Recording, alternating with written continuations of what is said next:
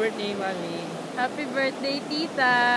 Kumusta po kayo dyan? Ito, dito kami ngayon sa Seaview Hotel. Sa likod namin ay ang dagat.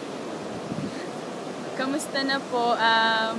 Tita, I wanna greet you. Happy birthday. And then, thank you sa lahat, sa mga advice mo sa akin. Tsaka, thank you rin sa mga luto mo lagi sa amin ni Zelo. Tsaka, namimiss na namin kayo. Tsaka, ingat po palagi. And then, huwag po kayo mag-alala. Lagi po kaming mag-iingat ni Zelo dito. Tsaka, magtutulungan pa rin kami everyday. Hello nga. Kumusta po? Happy birthday. Miss na kita.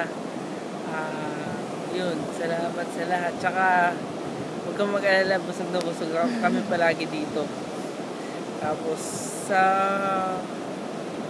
naman, sorry kung minsan di ako makapag-text or maka-reply sa messages mo kasi naman, busy ako.